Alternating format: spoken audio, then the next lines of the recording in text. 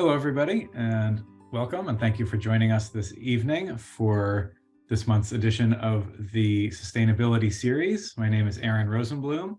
I'm the Health and Science Librarian at the Portland Public Library. I will be your co-host this evening, along with Jess Burton from the Southern Maine Conservation Collaborative. And if you need anything, or if Zoom is acting up or anything, you could communicate that to us, and we'll see if we can help out and make sure everything runs smoothly. This is, let's see, I should know by now, because we are always saying how many years we've been doing this. Is this 6 or 7? Yes, I don't know. Well, I think let's go with 6. Okay, just to be safe. I think this is our 6th year. We're towards the end of our 6th year. And yeah, we're just always so excited to be able to bring these conversations to you. Before we go any further, I would like to offer PPL's Land Acknowledgement, which is a simple way of showing our respect and a step toward correcting the stories and practices that have erased Indigenous peoples' history and culture, and toward inviting and honoring the truth.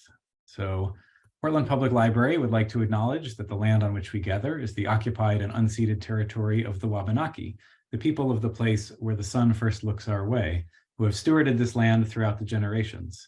We extend our respect and gratitude to the many Indigenous people and their ancestors, whose rich histories and vibrant communities include the Abenaki, Maliseet, Micmac, Passamaquoddy, and Penobscot nations, and all the native communities who have lived in Shuabunkeg for over 3,000 generations in what is now called New England and the Canadian Maritimes.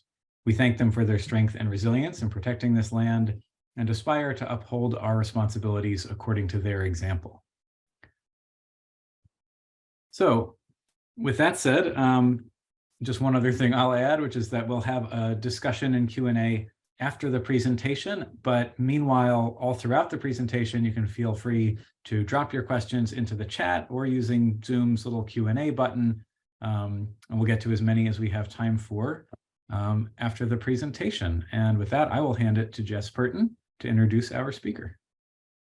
Great, thanks, Aaron, and hi, everybody.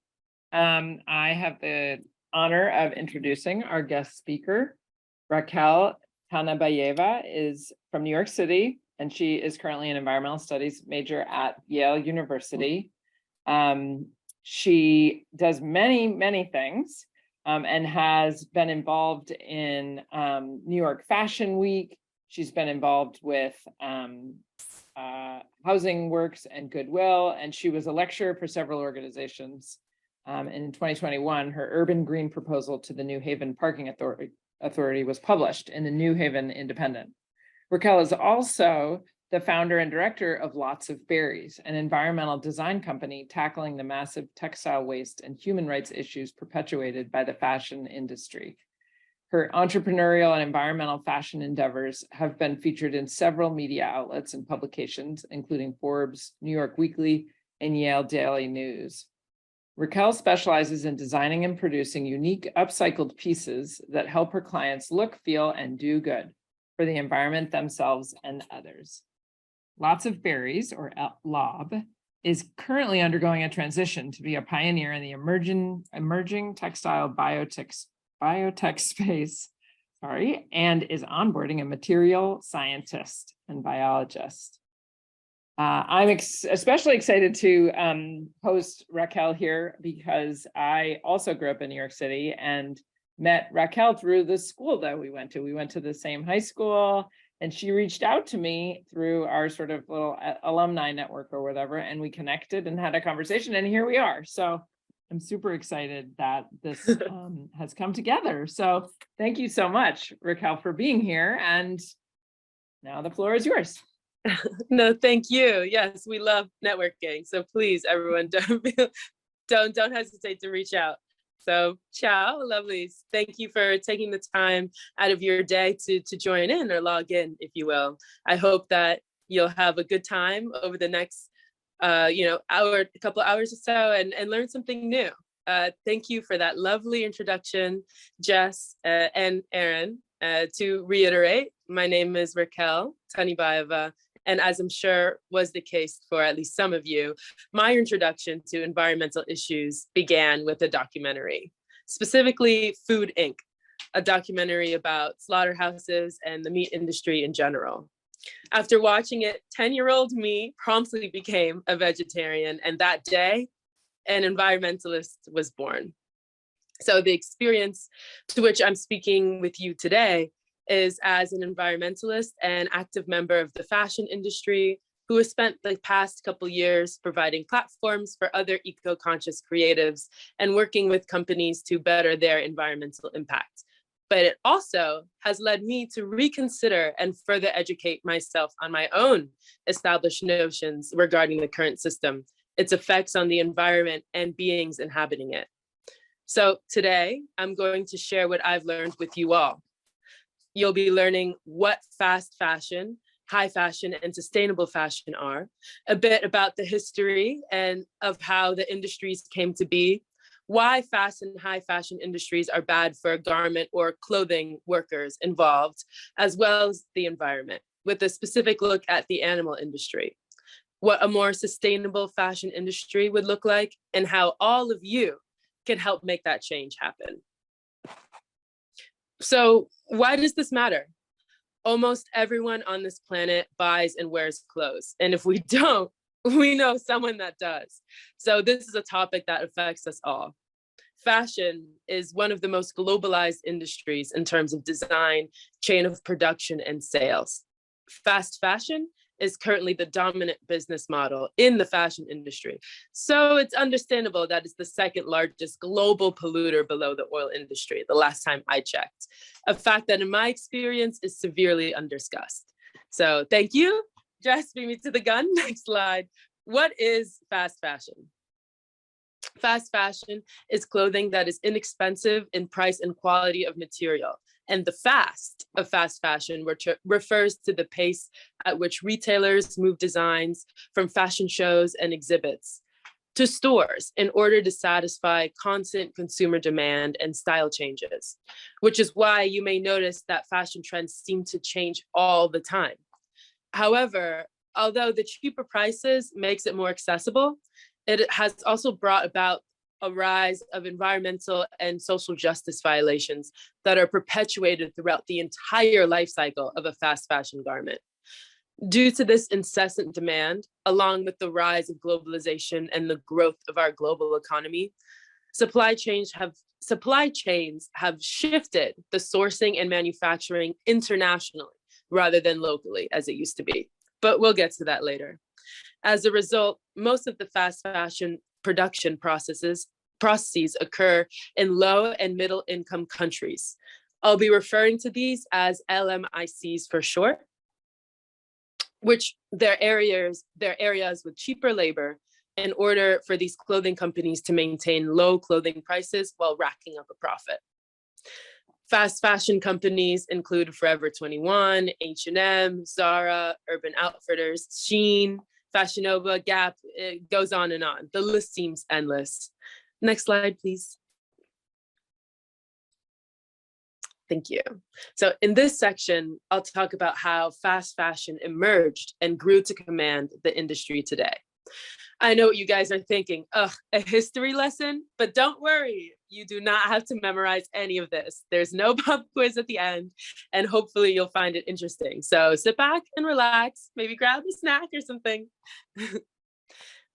Why does fashion even exist? Anthropologists continue to debate where the need for clothing originated from, most believing that humans adapted animal skins, furs, and vegetation to protect from the elements and climate. Others argue that clothing was first invented for other purposes, such as magic, decoration, cult, or prestige, and then later was found to be practical as a means of protection. What we know for sure is that high-end fashion, or haute couture, was the first organized fashion industry. Haute couture, meaning high in French, and couture, meaning sewing, originated in France, but was started by an Englishman. Charles Frederick Worth started the movement when he opened the first haute couture house, the House of Worth, in Paris in 1858. The house advertised exclusive luxury fashion for the upper class women, making clients clothing rather than simply selling them the materials to make their own. In 1868, Worth's sons helped establish Les Chambres, meaning Trade Association for Couture, in order to safeguard high fashion. Designers had to earn the right to label themselves a couture house according to certain specifications that were outlined in 1945.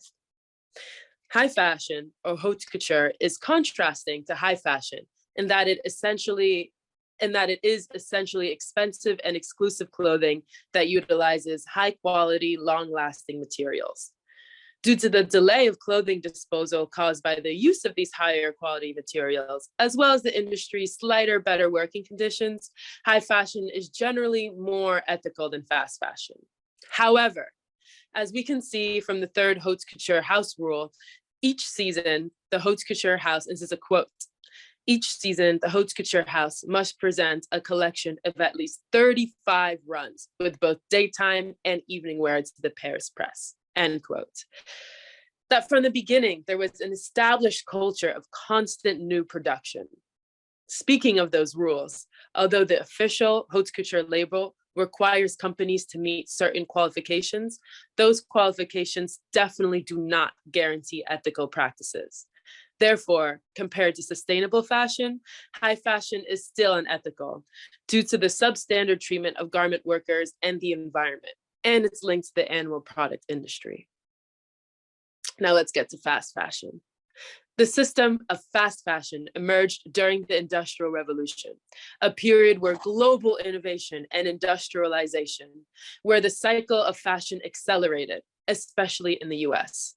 The period introduced new textile machines, factories, and ready-made clothing, or clothing that is made in bulk and in a range of sizes rather than being made to order, which means custom made according to a customer's specifications. So this is going back to high fashion. World War II made fabric restrictions and uniform styles more necessary, thus making clothing production more standardized. In the late 20th century, American youth further accelerated the trend of mass-produced clothing when they embraced cheap fashion, something that's happening to this day. As a result, fashion brands opened up large textile mills and LMICs, there's that word again, low and middle income countries, to meet the increasing demand. This process is called outsourcing, and US and European clothing companies saved millions of dollars outsourcing labor. It is difficult to pinpoint the first true fast fashion retailer, but many companies are now leaders of the industry, like the ones I mentioned before, Forever 21, Shein, Zara, H&M, which began as boutiques in Europe during the mid-20th century that infiltrated the US market in the late 20th to early 21st century. So that rapid growth and economic success of these brands are largely due to these problematic cost-cutting practices. Now, sustainable fashion arose as a response to the unethicalness of fast and high fashion industries. Slow fashion, first coined by The Ecologist in 2007, was the first movement that changed the fast fashion mindset by questioning and suggesting more sustainable alternatives to fashion production and consumption. Inspired by the slow food movement, the slow fashion movement aimed to minimize negative environmental and social impacts. Thus, the slow fashion movement addresses every component of the textile chain, working to transform the fashion system while still operating within our capitalist economic system. In my opinion, slow fashion also perpetuates a more unique aesthetic compared to the more standardized cookie cutter aesthetic of the fast fashion industry. But I'll discuss this more later. So if we could go to the next slide and perhaps the one after that. Perfect, thank you. As I mentioned earlier, the fast fashion industry is one of the largest polluters in the world, according to Greenpeace, due mainly to the ridiculous amounts of solid, liquid, and energy waste caused over the course of the production chain alone, and continues long after the garment is sold. I'm going to talk about the key points today, because if I tried to summarize the full extent of it all, we'd be here all day. Those key points consist of the environmental effects of textile production, processing animal products into clothing like leather and fur, and subsequent transportation of these materials. But before I get into it, a small side note regarding the charts that you will see. They're meant to help illustrate how all of these factors that we will cover in this section are interconnected.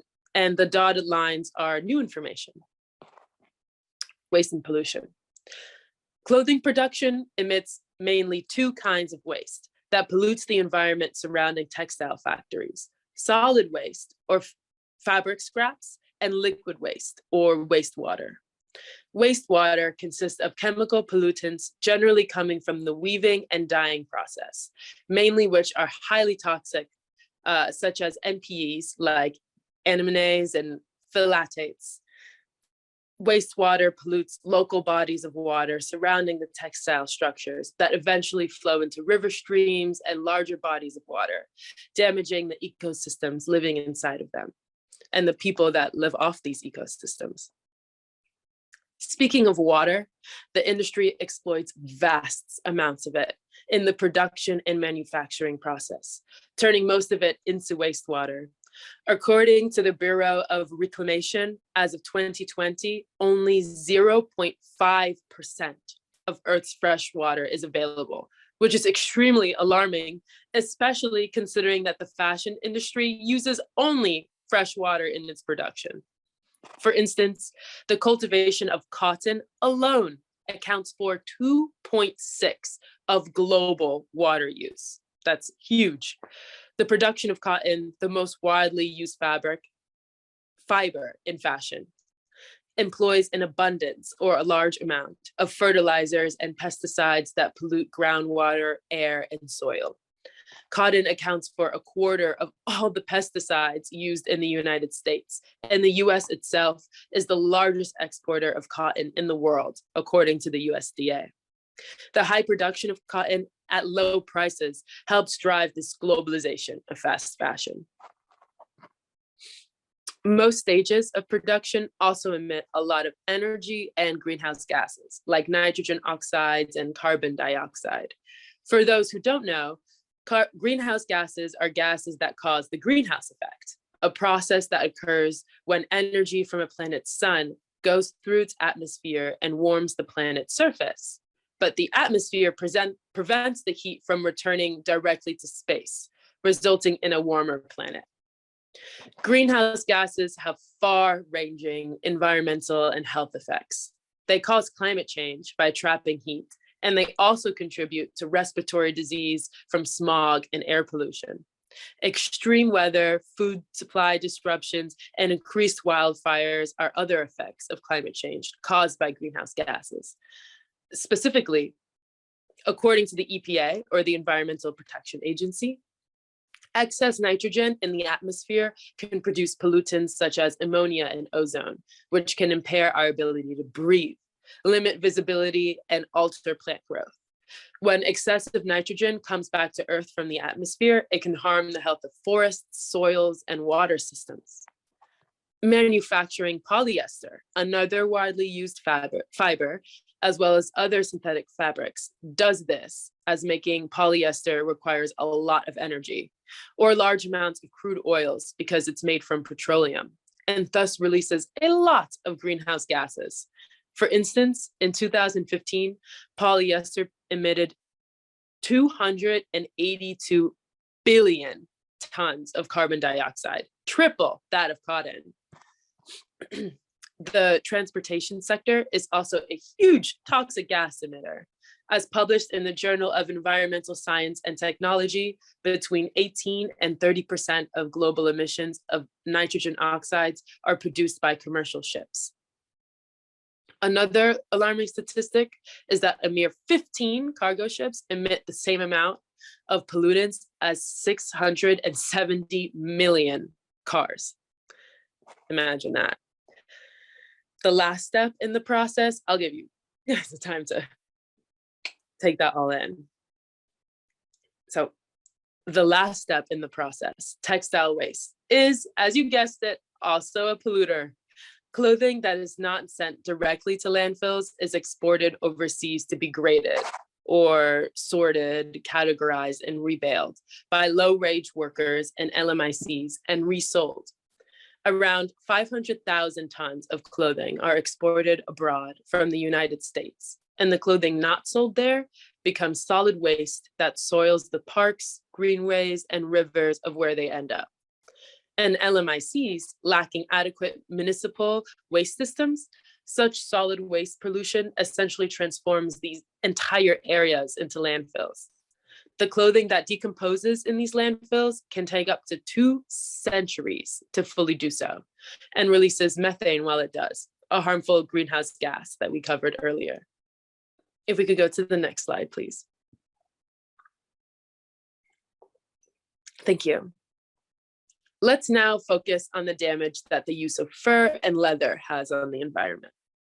Fur and leather processing cause the main adverse environmental and ethical effects of the animal products market. A common misconception is that leather, for instance, is a byproduct of the meat industry, when instead it is a co-product, which means the two industries are driving and progressing each other. For instance, globally, the leather industry alone slaughters or kills over 430 million cows per year, compared to the around 200 million cows annually killed for the meat industry, which is a really sad statistic considering the amount of meat going straight to waste. First, there are environmental effects that stem directly from the sourcing of animal products, specifically from factory farms. And this is where that Food Inc. reference comes from. Factory farming emits alarming amounts of toxic and greenhouse gases, 400 different ones, in fact, like carbon dioxide. And we now know what greenhouse gases do to the environment. Now, onto the processing of the animal products, or tanneries. Tanneries are places where raw animal hides, meaning skin, mainly leather, are treated in order to be preserved, aesthetic, and wearable. Chemicals are used heavily throughout the tanning process, from stabilizing skin fibers in order to keep the leather soft, firm, and decay resistant, to coloring it. Why have fashion brands relocated a majority of their tanneries to LMICs? The same reason, so that they can get away with cheaper and unregulated clothing production processes that produce lots of pollution and harmful waste. Much of the solid waste, like hide scraps and excess fats, contain chromium, which in large amounts is toxic and alters the natural chemical properties of soil and water. The fashion industry uses certain exotic endangered species as well, like alligators, certain types of snakes, and wild cats, bears, etc., which corrupt entire ecosystems due to how the food chain operates. Something I assume y'all have learned about in school, but I'm happy to explain further in the Q&A section of this event. The sourcing of leather and fur also very inefficiently uses up loads of land, which is a limited resource, and then poisons fertile land and which things grow in by causing drought, deforestation, and soil erosion. This process of creating dry, barren land that cannot sustain life is called desertification. As a result, instead of changing their ways or helping revitalize the land, the animal industry just packs these poor animals into tighter and dirtier spaces to keep up with demand. Animals and nature aren't the only things being affected. The UN predicts that at least 50 million people may be displaced or forced to leave their homes during the following 10 years due to desertification. Wow, that's a tongue twister. The handmade and unique nature of high fashion clothing is more sustainable than the uniform and mass-produced nature of fast fashion clothing. However, animal products, which are closely tied to haute couture and luxury clothing, are unsustainable. If we could go to the next slide, please. Now, we will get into how the fast fashion industry affects garment workers, or the people who are actually making the clothing you're wearing today. Who's heard of the word sweatshop before? A sweatshop is defined by the US Department of Labor as a factory that violates 2 or more labor laws. Sweatshops often have poor working conditions, unfair wages, unreasonable hours, child labor, and a lack of benefit for workers. And many clothing manufacturing facilities are sweatshops. Workers in the leather industry, for instance, are subjected to dangerous machinery, toxic gases, and a lack of workers' rights protections. In tanneries, for instance, workers are exposed to chemicals like tanning liquor, acid solvents, and chromium, all of which also pollute the environment, but when inhaled, cause lung issues that can increase the chances of developing cancer, asthma, bronchitis, or pharyngitis, and other life-lasting and life-threatening illnesses. Fiber processing secretes heavy metals into local water systems that will affect the health of both the organisms living in the water as well as the ones drinking it, as I mentioned earlier. Even in low concentrations, toxic dyes are linked to serious diseases related to the nervous and cardiovascular systems. About 40% of globally used colorants contain organically bound chlorine, a known carcinogen, which, when absorbed by the body, disrupts normal cell function and causes impairment in important functions like respiration, osmoregulation, reproduction, and even mortality, or life. After production, the next step in the textile supply chain is garment assembly, which employs 40 million workers around the world. Such risks include respiratory issues caused by cotton dust and synthetic air particles, and musculoskeletal hazards from repetitive motions.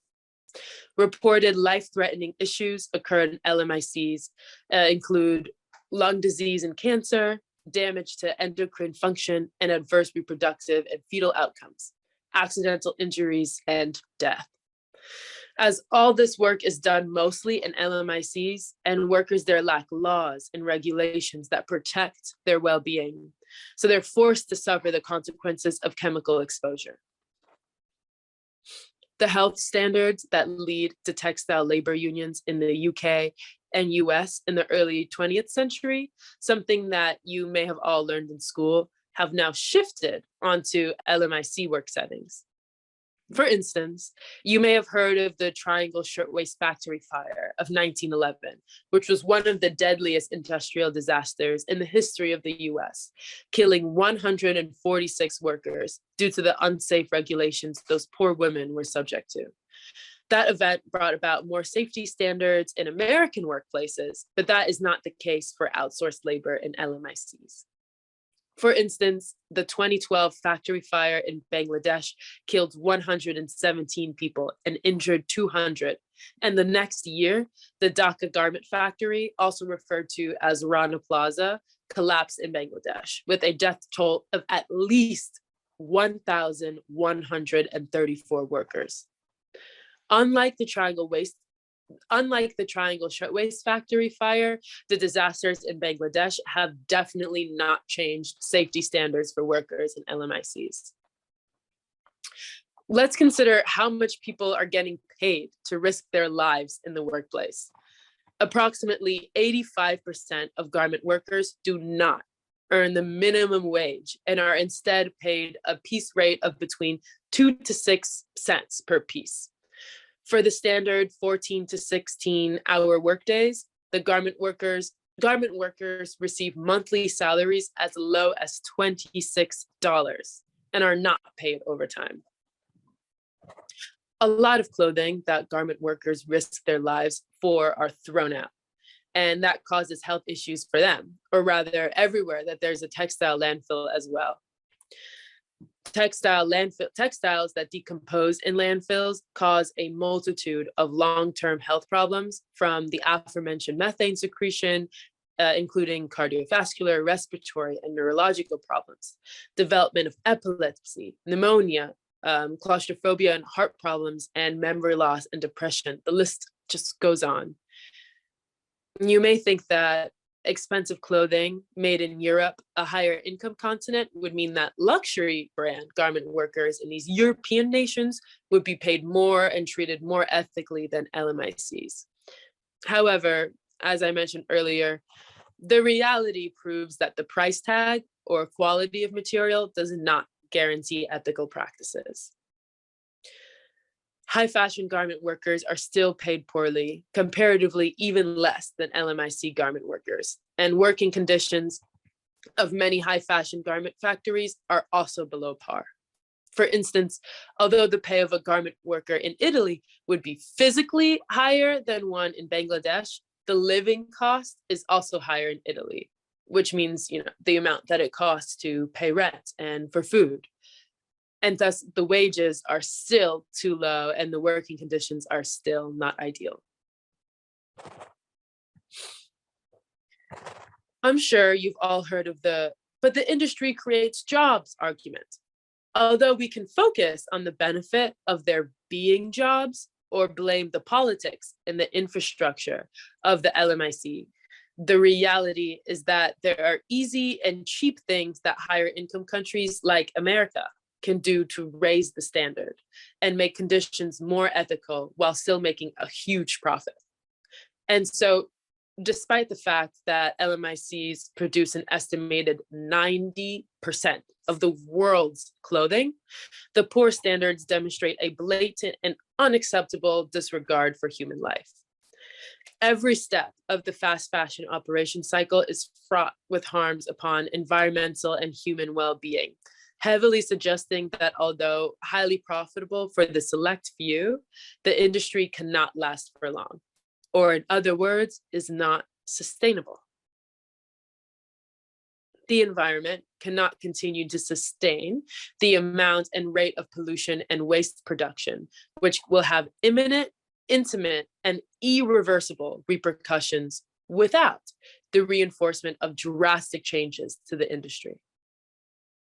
The next section will outline the truly ethical practices that need to replace the current industry. Next slide, please. Thank you. The current fashion industry encourages its consumers to be detached from the life cycle of its clothing and instead focus on cheap prices for fast fashion or social capital for high fashion. And by that, I mean the socioeconomic connotations or clout, if you will, that comes with wearing a name brand like Prada, Chanel, Gucci, the works. However, the necessity for ethical forms of fashion should now be evident. Ethical fashion addresses the issues in the way that the fashion industry presently operates, causing environmental damage, animal cruelty, exploitative labor. We all know this by now. By offering ethical clothing practices like upcycling, sustainable materials, and fair trade labor. Upcycling is a form of slow fashion, something we touched upon earlier, as it aims to redesign and give new life and value to materials considered used or trash. In other words, upcycling takes something that otherwise would have been thrown out and makes it into a new thing. Although upcycling does not necessarily use sustainable materials, by reintroducing materials back into use, the practice participates in sustainability. Upcycling and slow fashion in general has the potential to change the culture of fashion, like from viewing something as trash to a luxury piece. We're going to come back to upcycling in a minute, but for now, let's move on to other ethical practices. Transparency, fair wages, well-being protection or healthcare, and safety regulations are the essence of ethical working conditions.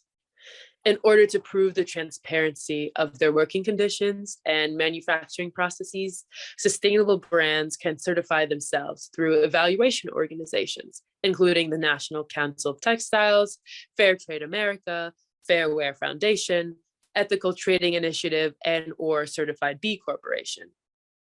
These organizations protect the rights of garment workers and global supply chains and ensure that no inhumane labor takes place, which means making sure that workers have been paid fairly for their work, often above current market rates, and work in safe conditions.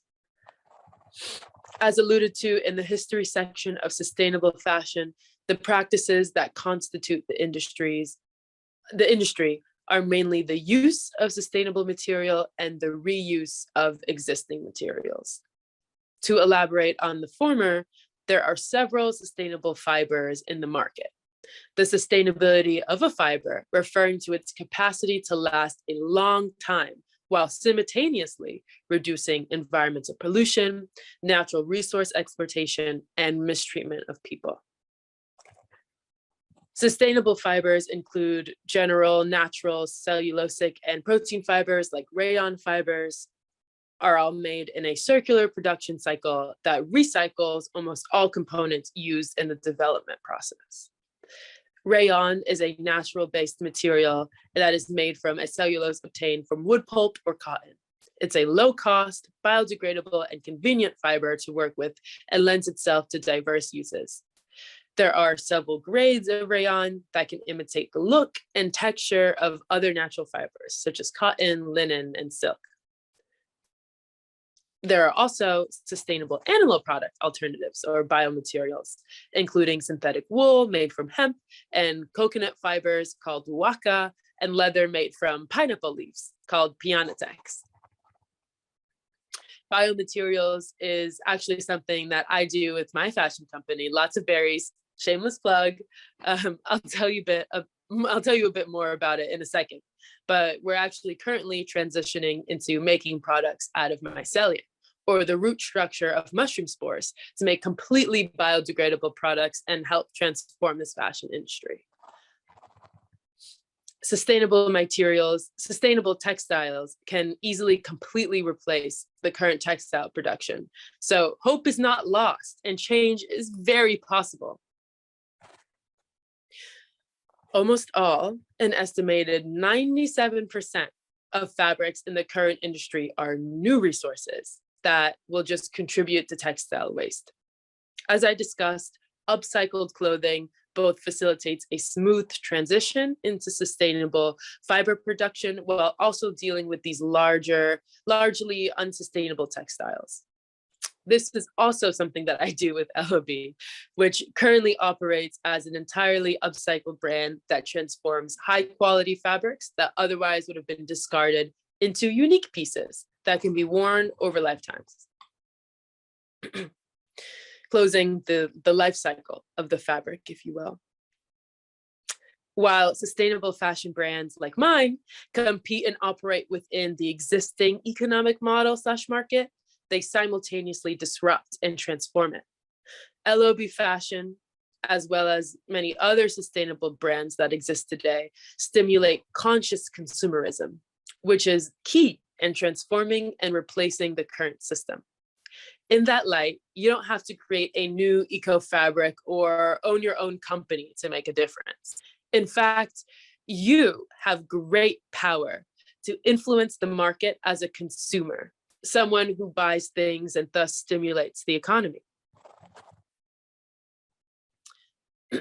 This is the most important section of the presentation as it relates to all of you. It is past time not only to recognize the impact of the fashion industry, but also our role as consumers, as it is a consequential part of our quality of lifestyles and futures as human beings on Earth. It might seem really daunting and overwhelming, and you might be thinking, I'm just one person. How can I change an issue that affects the whole planet? I know I thought that way for a long time. In fact, it was a big struggle in my environmental activism over the years. I can tell you a specific time where I felt particularly small and powerless. It was around the start of the pandemic in 2020, and I was actually chatting with Jess and Aaron about this earlier, but I was stuck in Turkey for what was the longest spring break of my life. What a beautiful country, by the way. My mouth still waters sometimes thinking about the food. Anyway, during my time in Istanbul, I visited the Grand Bazaar, one of the biggest marketplaces in the world. I walked through it the whole day, passing streets and streets of identical shops selling the same exact things, and I never reached the end.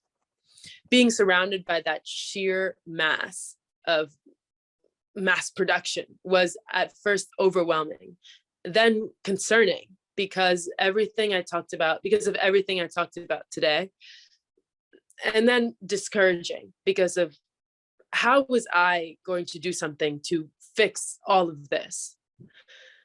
I'm saving you guys the mental struggle that I went through, and I'll let you in on a little secret that I suppose is now no longer a secret. Ready? The reality of the situation is that the change can only happen because of you, and thus you are the most powerful factor in it. In the words of Anne Lape, a best-selling author and advocate for sustainability and food justice, quote, "Every time you spend money, you cast a vote for the kind of world you want," end quote.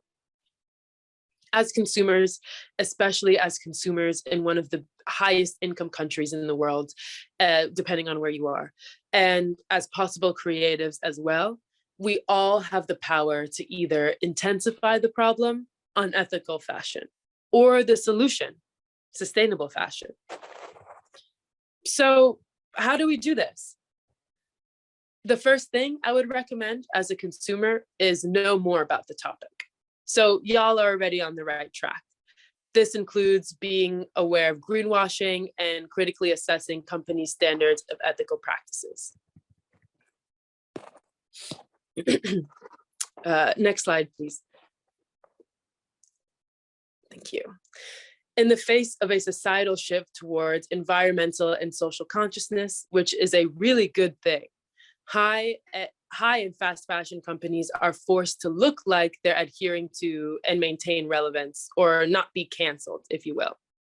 Greenwashing is the process of presenting false impressions and misleading claims about the extent of a company's environmentalism. Although some part of their claims may be legitimate, big companies that engage in greenwashing typically exaggerate these claims in order to mislead the public, specifically consumers, so all of you. Although organizations like the National Council of Textiles and Fair Trade America offer evaluation and certifications for ethical standards, many companies choose to simply market their products as green or eco-friendly without getting certified. For instance, in 2019, H&M, one of the largest fast fashion companies, announced that they were going to adopt more ethical practices to make the clothing industry more circular and thus renewable, starting the movement #WearNext. CNN article, "The Problem with Sustainable Fashion," perfectly articulates the greenwashing of H&M's supposed green rebranding in an interview with Batsheva, a New York-based upcycled brand owner. And the content that you see on the slide, I'll get to it in a minute, so don't you worry. So the quote, My main issue is with companies like H&M pushing such huge quantities of cheap clothing by calling it sustainable. Yet in the end, they're still producing a massive collective waste. He said, H&M has a stated sustainability strategy and brands some items with green conscious tags to signal that they contain more sustainable material.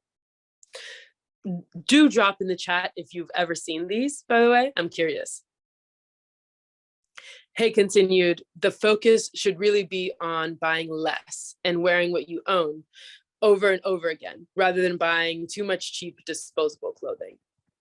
Batsheva is completely right. We should be less focused on buying and more focused on preserving. But if you have to buy clothing, I would recommend investing in sustainable, high quality clothing and taking good care of it so it can last lifetimes. I say investing because sustainable brands are understandably more expensive than fast fashion ones for reasons that we've covered.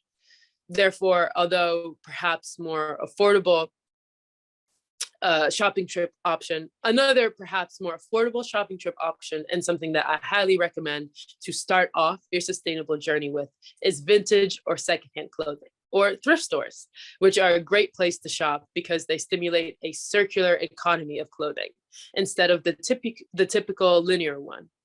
That term, circular economy, has now come up a couple times, so let me define it for y'all now.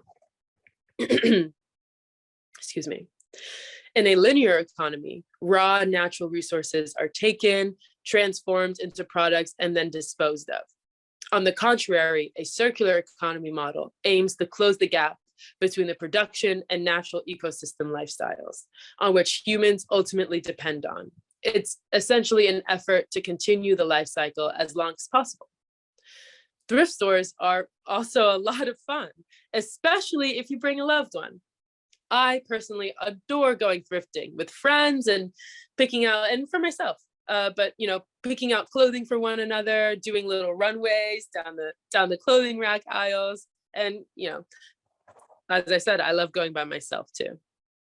Nevertheless, I want to stress conscientiousness when you shop, to buy only what you know you would wear for a long time. But should you need to dispose of a garment, thrift stores are also a great option.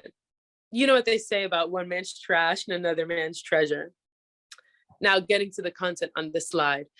My favorite stores are Goodwill and Housing Works. I'm sponsored by neither. This is just a recommendation from a native New Yorker, but I did do a collaboration with Housing Works as a stylist, which was so much fun. They almost had to drag me out of that warehouse. Did not want to go. Another sustainable disposal method is giving clothes directly to other people, perhaps friends or family members. If clothing has been worn or damaged beyond repair, the most environmentally sound way of disposing them is to send them to a recycling facility to be upcycled. Some New York City ones include Grow New York City, which hosts weekly clothing collections at 26 green markets. The New York City Department of Sanitation, which has drop-off locations throughout the city. And side note, they also help facilitate an event called Refashion Week New York City, essentially the sustainable version of New York Fashion Week. And I had the honor of participating in it and winning the People's Choice Award. So if anyone is looking for a fun way to explore fashion in New York City, build their resume, or contribute to the cause, I would highly recommend it. Where was I? Yes, another New York City textile recycling resource includes the New York State Department of Environmental Conservation, the Green Tree Textiles, and more.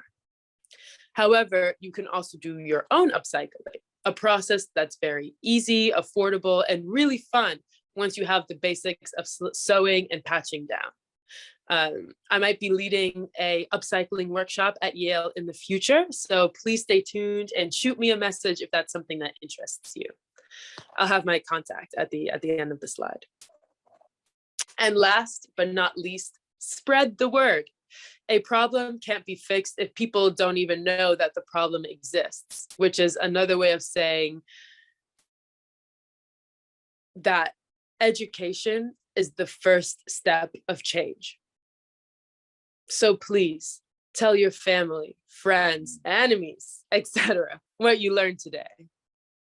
Thank you. P.S. All of my information comes from peer-reviewed government websites. Next slide, please. Thank you so much. So all of my information comes from peer-reviewed government websites / government websites. So if you'd like the source to anything, just shoot me an email or a message anywhere in my socials below, and I'll be happy to share it or reach out in any way that you see fit. Thank you again for taking the time to log in and listen. And, I hope you take what you learned today. Thank you so much, Rakel, for that. There was a lot in there. Yeah. A lot of important stuff, a lot of scary stuff. Yeah. I think a lot of reasons to take this seriously. Just a reminder to folks, you can ask questions in the chat, or you can use the Q&A button, whatever works for you. I know I have questions, so maybe I'll just jump in with one, because something that jumped out to me, I never knew. I always assumed that rayon was another oil sourced synthetic fabric, and it's fascinating to learn that it's not. I'll have to reconsider rayon. But I guess it made me wonder. I've just always sort of assumed that natural fibers, including wool. I can imagine the problems with wool, but wool, cotton, that's probably like, all right, I should be trying to wear natural fibers because at least it gets oil out of it. But I'd be fascinated to hear more about what you think are the prospects and the positive sides of things like rayon. Just because I thought of it as another 1970s kind of slimy oil fabric. Right. But it's not. No, So, that's a great point, Aaron. And I think it definitely has to do with what companies are using the material and the process in it. In itself, the process doesn't necessarily have to use oil, but of course, as it is an energy source, it depends, it depends on which companies use it and what they want that energy source to be. But is your question, just to get your question right, is it saying like what are other fabrics, or I guess kind of, should I, if I'm trying to be responsible, should I be looking for rayon instead of cotton? I mean, I know we talk about there's probably better produced cotton and worse produced cotton, right? Or I could get something upcycled, but let's assume I'm buying something new that I plan to wear for a long time. Yes. Today, should I be looking for cotton, or should I be starting to look for something that's rayon or made from some other kind of fiber? Aaron, that is an excellent question. So I would say the bottom line is to see if any of these companies have any of the to look at their processes. So as we touched upon earlier, depending on what the energy source of these materials can be, that largely dictates their sustainability factor. So if it's like a large company, you would see if they have any of the certifications that I mentioned earlier. And that is a clear way of saying, this is how we source our clothing, and we treat the people that make it. I would definitely kind of see, organic cotton versus synthetic, right? And then, but rayon in itself is a more sustainable fiber than a lot of mass-produced cotton. But certainly, the answer isn't so simple, but definitely doing a bit more looking into. Thankfully now, as the word gets around, and hopefully the people sharing this will spread as well, companies are now feeling a bigger pressure to be more transparent with their processes. So that's great news. So we have a bit more information about where they source their products from and how those are made, and what the energy sources and the production cycle looks like for that. So, and we should continue pushing that rhetoric. Thanks. I'll never look at rayon the same again. We do have a question. I'm reading the question. When I was a child, we had much less clothing per person. Is the trend of having more clothes increasing exponentially? Oh, it certainly is. It certainly is. There are, whoever asked that question, if you want to reach out, I have countless graphs and whatever to show it, but it is really an exponential increase, and also an exponential increase in the amount that's discarded. So people are increasingly buying more clothing and also throwing out more clothing, which contributes to this problem. Yeah. So,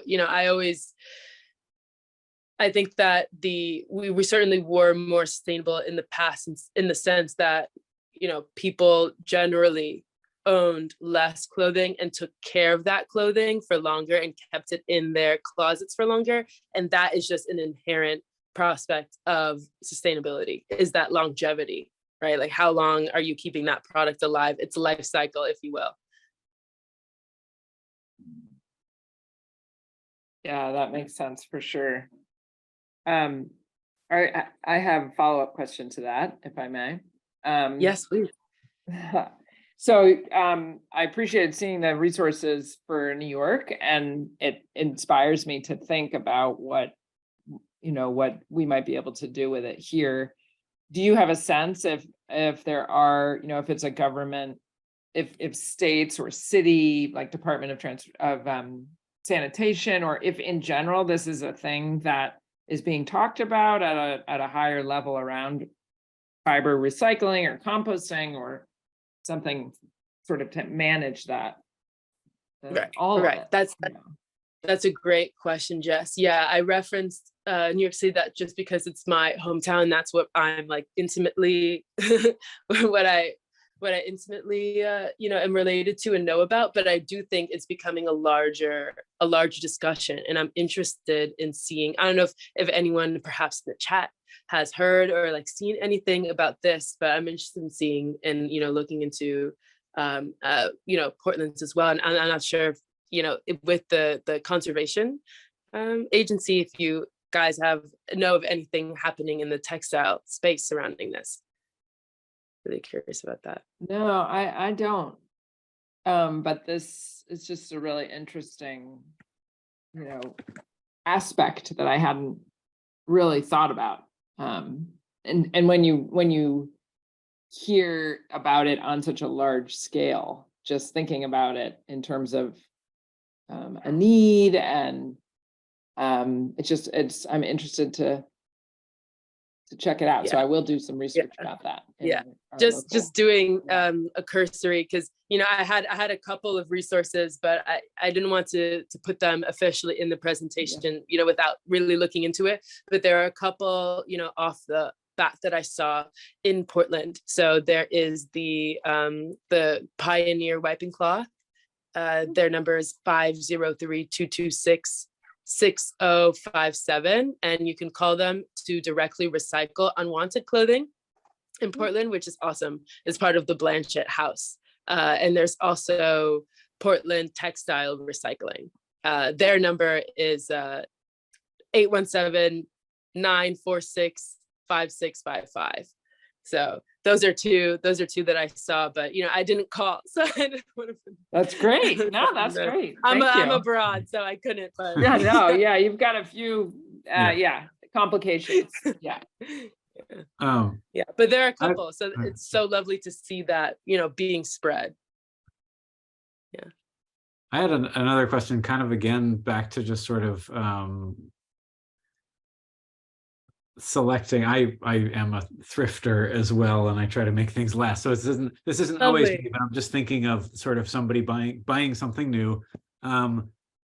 You talked a lot about more ethical production, and I was kind of wondering along those same lines. There's lots of different kinds of greenwashing. Right. Noticed especially outdoors brands. I almost put this in the chat when you asked, but like outdoor brands love to say how green their product is. And some of them are starting to say, well, this is polyester, but it's all recycled polyester. That's cool. Right. But what I actually wanted to ask about more was those low and middle income countries. And is that always a no, or in your experience, are any of the companies that are saying, but we're paying a lot in Bangladesh, or we have a really great factory in China? Do you think that that's pretty much all greenwashing, or do you think there might be people who are actually now ethically producing in some of those countries? I don't know.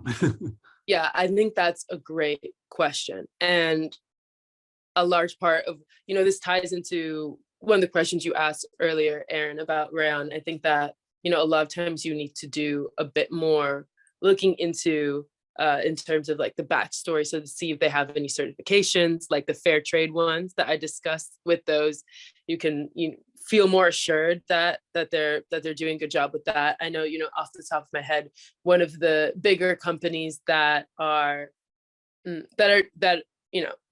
doing a pretty good job at backing up what they say they're doing is Patagonia. So they're less on the greenwashing, if you will. But yeah, I would definitely recommend looking for, especially for bigger companies, looking for certifications, because off the bat, because certifications can be expensive to achieve. With smaller companies, it's easier to check because they typically are more do talk more about their processes, and it's easier to see. But especially for bigger companies, I would definitely look for certifications. Yeah, and as a librarian, I definitely like the emphasis on that research. Yeah. and always kind of looking to ask those further questions. you know, Patagonia has their little hang tags that say the stuff about sustainability, and then the company that has the rack next to them at the REI or whatever also has the little hang tags, but may not have that real, you know, you're right, Patagonia is good at showing that they really are doing the work, and the other company might just be good at making little hang tags that are printed on recycled cardboard that say that that they're doing something. So I like the emphasis on research. Everybody come to the library and do your research. We'll help you. Yes. Definitely. Nice. And, you know, speaking a bit more on, you know, innovation and whatnot, now there are like a couple apps that are starting to come out to, you know, help, you know, to help, how do I articulate? Yeah, they help make that process a little bit easier. And, you know, I'm as innovative. I know that personally, I'm, you know, not a big tech person. And so, you know, if any of you are in the chat and who are watching currently, an amazing app idea would be to, you know, help kind of expose the product chain and the supply chain of like different companies and help make this process a little bit easier. Because, you know, companies do make, especially with greenwashing, companies tend to make that process hard to find out and hard for people to research. So it's up to us to help expose, if you will. So yeah, do go to the library and let's be part of the change. Exactly. Yeah. Well, Rakel, this has been really great. Thank you so much for your time and your expertise. I have learned a lot, and I'm excited to learn more, you know, like this is the beginning, right? So yes. I am going to find out about what we have here in Portland and how to, you know, get better at all of this. So yeah, really appreciate you spending the time. And thank you to all the people who attended also. Thank you. Thank you to all of you who are watching. Yeah, thank you all. And or if you're watching later on YouTube, thank you. Whatever time it is, whenever you're watching this, whatever year it is. Thanks a lot. Yeah. And thank you, Rakel. And yeah, everybody. And we are, one last last little plug, we are having another event in April. Our next sustainability series is on April 25th. And it is about loons. And the big news about that is it's going to be in person. It will be the first time we've been in person since February of 2020. So very exciting. And everybody in Maine loves loons. So, well, maybe even beyond Maine, but hopefully we'll get lots of people. So yeah, thank you. Thank you so much, Rakel. Thank you. Thanks, Aaron. Go to the Good library, night, everyone.